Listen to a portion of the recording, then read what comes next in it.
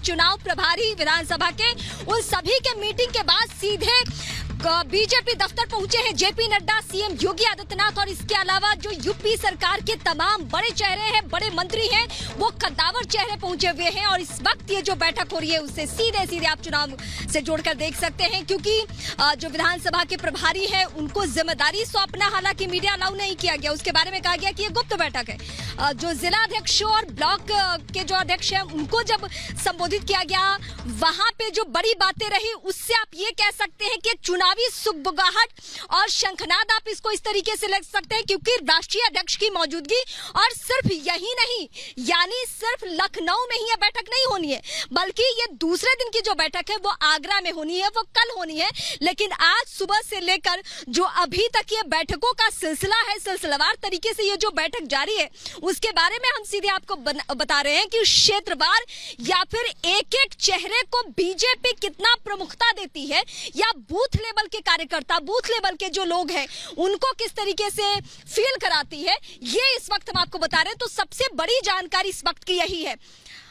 श्वेता के पास इस वक्त बड़ी जानकारी है, अहम खबर है, क्योंकि हम पूरे यूपी को कवर कर रहे हैं चुनावी माहौल में। तो श्वेता, आपके पास इस वक्त की सबसे बड़ी खबर यूपी के किस जिले से है?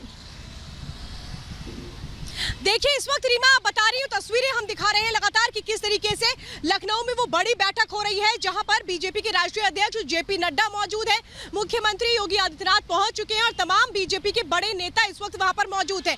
लेकिन आज जेपी नड्डा ने नवनिर्वाचित ब्लॉक प्रमुखों से मुलाकात की, पंचायत अध्यक्षों से मुलाकात की और उनको बताया कि तैयारी कैसे करनी है, 2022 के लिए मिशन क्या होगा, मंत्र क्या होगा, ये तमाम बातें आज कही गई। इस पर देखिए रिपोर्ट। यूपी में जीत का डंका बजाने के लिए बीजेपी के राष्ट्रीय अध्यक्ष जेपी नड्डा मैदान में कूद गए हैं। अगले साल चुनाव के लिए सियासी जमीन अभी से तैयार की जा रही है। लखनऊ पहुंचे जेपी नड्डा ने नवनिर्वाचित ब्लॉक प्रमुखों व जिला पंचायत अध्यक्षों को मिशन 2022 के लिए जीत का मंत्र दिया। संगठन और सरकार ने मिलकर के आपको इस स्थिति में पहुंचाने में अपना योगदान दिया। अब आपका दायित्व है कि पार्टी के साथ जुड़ करके शासन के उन सभी नियमों को मानते हुए इस अभियान को जन जन तक पहुंचाने में आप सब अपना योगदान देंगे तो सचमुच बेहतर परिणाम और जो जनता की आशा और आकांक्षा है प्रदेश के अंदर, उस पर हम खरा उतरेंगे। राजनीति में एजेंडा कौन सेट करता है, इसका हमको हमेशा ध्यान रखना चाहिए। हम एजेंडा लेने वाले हैं या एजेंडा देने वाले हैं? हम लोगों को दिशा देने वाले हैं और लोगों की बातों को समझ करके उनको दृष्टि देने वाले हैं। लीडर को हमेशा ये ध्यान रखना चाहिए कि उसको लोगों की समस्याओं को समझ करके एजेंडा सेट करना चाहिए और उस एजेंडा को लेकर के आगे बढ़ना चाहिए। लखनऊ एयरपोर्ट में नड्डा का स्वागत करने खुद यूपी के मुख्यमंत्री योगी आदित्यनाथ पहुंचे। राज्य में योगी के नेतृत्व में बीजेपी कार्यकर्ताओं का जोश हाई है। यूपी में जनता डबल इंजन सरकार के फायदे जान चुकी है। योगी के राज में गुंडागर्दी दम तोड़ रही है। बड़े बड़े बाहुबली घुटनों पर आ चुके हैं। योगी सरकार के इतने कड़े फैसलों ने विपक्ष की नींद उड़ा रखी है। विपक्ष को योगी से लड़ने के लिए कोई ठोस मुद्दा नहीं मिल पा रहा है। समाज का राज, देश का राज कभी था ही नहीं। आज सबका राज, सबका साथ, सबका विकास लेकर के चले हैं, तो योगी जी की सरकार चली है। इस बात को भी हमको समझना चाहिए। 2022 के विधानसभा चुनाव के लिए बीजेपी ने कमर कस ली है। यूपी में दोबारा जीत का डंका बजाने के लिए आलाकमान ने भी टॉप गियर लगा दिया है। केंद्र से किसी न किसी बड़े नेता का यूपी में लगातार दौरा हो रहा है। पार्टी की कोशिश है कि योगी के 5 साल की उपलब्धियों को जन जन तक पहुंचाया जा सके, ताकि जीत 2017 से भी प्रचंड हो। बीजेपी जानती है कि यूपी में जीत का डंका 2024 में जीत की गारंटी है, इसलिए खुद पीएम मोदी चुनावी दंगल में ताल ठोक रहे हैं। Bureau report, Republic Bharat. तो इस वक्त की सबसे बड़ी जानकारी यूपी चुनाव से जुड़ी हुई हम आपको दे दें। इमरान ने जो बयान दिया है, समाजवादी पार्टी के नेता, उनके बयान से ये सीधे सीधे पता चल रहा है कि समाजवादी पार्टी का रुख क्या है और वो चुनाव में किस तरीके से अपना स्टैंड लगाने वाले हैं। इस बीच उन्होंने कहा क्या है, कहा ये है, बीजेपी पर आरोप ये लगाया है कि मुसलमानों को डराने का काम बीजेपी करती है। और इस पे एक रिपोर्ट दिखाते हैं, रिपोर्ट के जरिए आपको पता चलेगा चाल चरित्र चेहरा समाजवादी का है कैसा।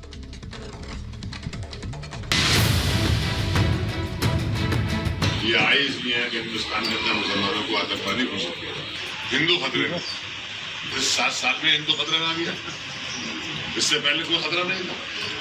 तो इस खतरे की वजह से तो हिंदू खतरे में, इस 7 साल में हिंदू खतरे में आ गया, इससे पहले कोई खतरा नहीं था। तो इस खतरे की वजह से तो यूपी चुनाव जैसे जैसे करीब आ रहा है, वैसे वैसे जहर वाली राजनीति शुरू हो गई है। ये है समाजवादी पार्टी के विधायक इकबाल महमूद, पूर्व सीएम और समाजवादी पार्टी के अध्यक्ष अखिलेश यादव के करीबी।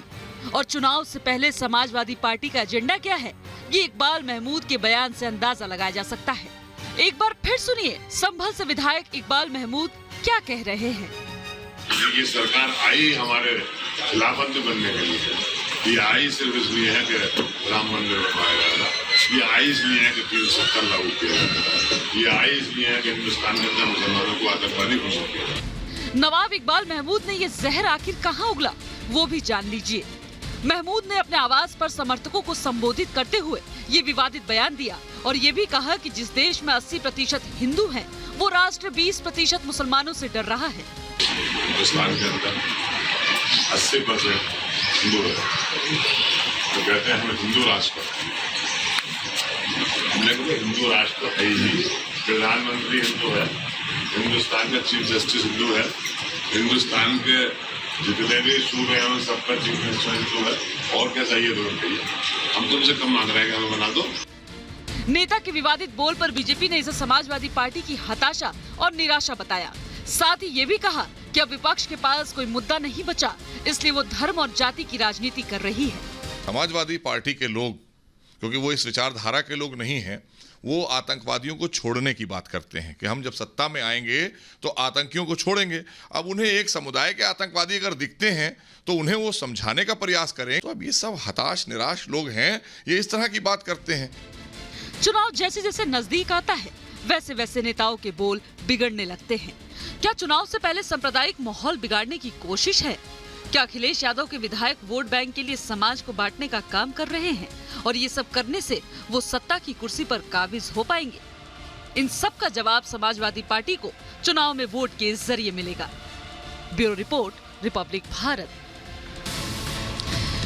तो मौजूदा माहौल में, चुनावी माहौल में यहाँ पे समाजवादी पार्टी और बीजेपी एक दूसरे के आमने सामने है, लेकिन बार बार जो चेहरे हैं समाजवादी पार्टी की वो क्या बयान दे रहे हैं ये हम आपको बताते हैं। अब वो आजमी की बात करते हैं। वो कहते हैं कि जब समाजवादी पार्टी के कार्यकर्ताओं की कोई मीटिंग होती है, कोई बैठक होती है, तो बीजेपी अपने लोगों को भेजकर पाकिस्तान को लेकर नारे लगवाती है।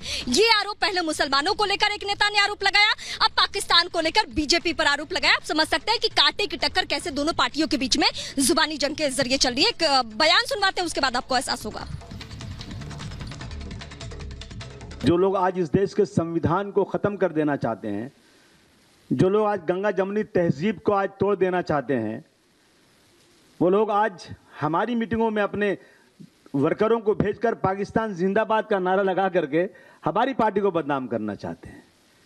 कितने झूठे लोग हैं, सोचिए जरा आप। सत्ता में रहने के लिए ये लोग कुछ भी कर सकते हैं।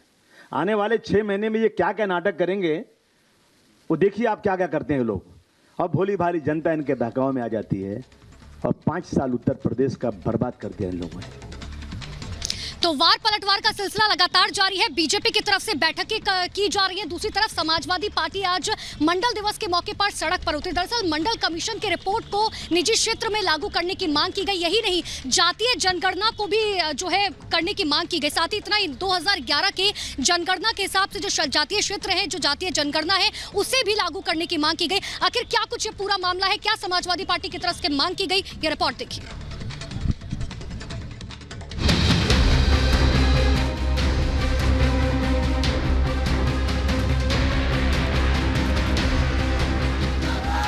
उत्तर प्रदेश में विधानसभा चुनाव को अब बस कुछ ही महीने बाकी हैं और ऐसे में सभी सियासी पार्टियां अपने अपने वोट बैंक को साधने में जुटी हुई हैं।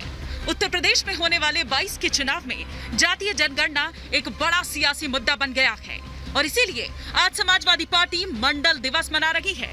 पार्टी सड़कों पर उतरी। लखनऊ समेत राज्य के सभी जिला मुख्यालयों में जातीय जनगणना कराने के लिए आरक्षित कोटे वाली जो खाली पद हैं, उन्हें भरे जाने और मंडल आयोग की सभी सिफारिशें लागू करने की मांग को लेकर प्रदर्शन कर रहे हैं। समाजवादी पिछड़ा वर्ग प्रकोष्ठ उत्तर प्रदेश मंडल आयोग की सिफारिशों को लागू कराने के लिए जिलाधिकारी के माध्यम से महामहिम राष्ट्रपति जी को ज्ञापन सौंपेगा।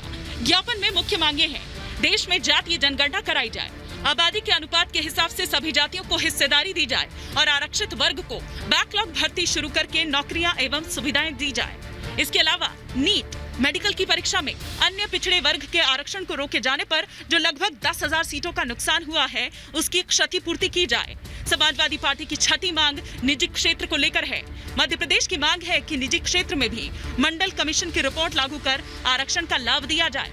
इसके साथ साथ मंडल कमीशन की सभी सिफारिशें पूरी तरह से लागू की जाए। आपने समाजवादी पार्टी की मांगे तो जान ली, लेकिन मंडल आयोग मॉडल को लागू करने के साथ जातीय जनगणना की मांग क्यों है, जरा वो भी समझ लीजिए। मंडल कमीशन की सिफारिशें 1931 की जनगणना के आधार पर हैं। 2011 में सामाजिक आर्थिक आधार पर जातियां गिनी गई, लेकिन आंकड़े जारी नहीं किए गए। जातियों के नए आंकड़े आरक्षण का आधार बदल सकते हैं।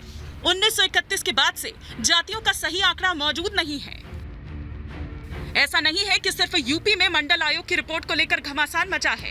देश के कई हिस्सों में मंडल दिवस के मौके पर संग्राम हो रहा है और ऐसे में पक्ष विपक्ष दोनों ही जातीय जनगणना जारी करने की मांग कर रहे हैं, जिसमें सबसे बड़े समर्थक हैं अखिलेश यादव, जो कि अध्यक्ष है समाजवादी पार्टी के।